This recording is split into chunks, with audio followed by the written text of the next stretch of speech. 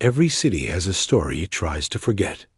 In Birmingham, that story was written in smoke, brick, and blood. This is case file number 002, the real Peaky Blinders. In the late 1800s, industrial Birmingham was choked with factories and crowded streets. Poverty was everywhere, and law enforcement was overwhelmed. In the vacuum, street gangs rose. The Peaky Blinders weren't a single crime family.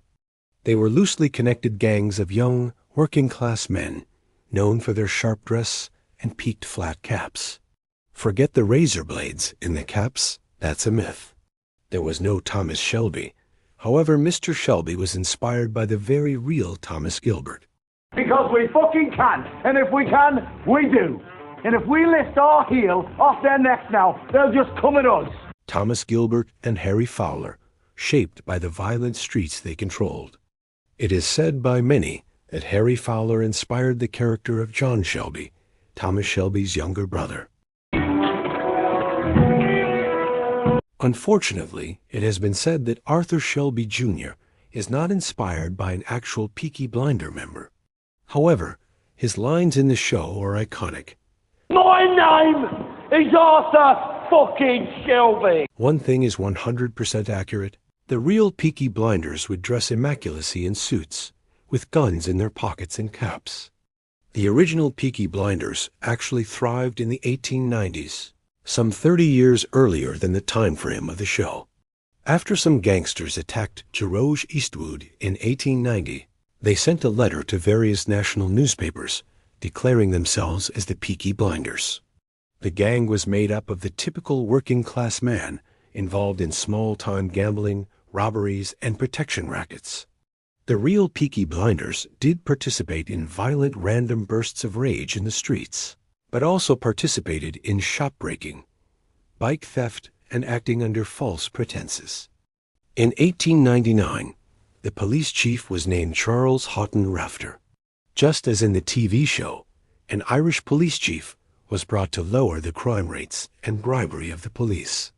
However, unlike the TV show, they lacked the political ambitions and did not move their investments into other countries, such as the U.S. They committed murders such as the stabbing of police, Constable Barker by Percy Langridge. Firearms such as Webley revolvers were used, such as in the shooting and killing of a Summerhill gang member by William Lacey. In the case of George Eastwood, he was beaten by belt buckles. They did maintain their power by beating other gangs, such as the Sloggers. That was until the Birmingham Boys arrived.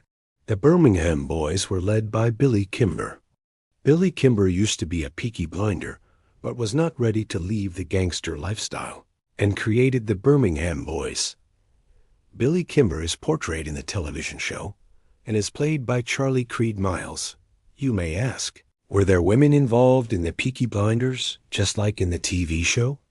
Jessie Eden was a real trade union leader and women's rights activist in Birmingham, who led significant strikes in the 1920s and later rent strikes in the 1930s. Much disappointment, Polly Gray was not based off of any person involved with the Peaky Blinders.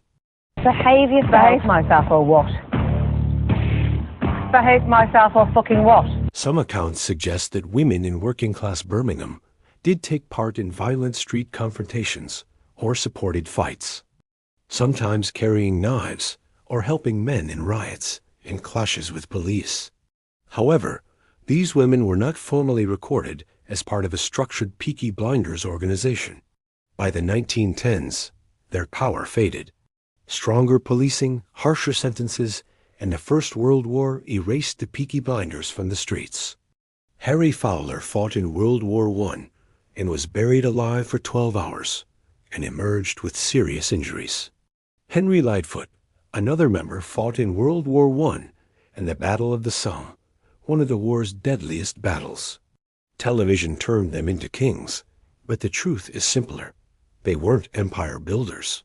They were a symptom of poverty and neglect. Time made them legends. This case file is closed.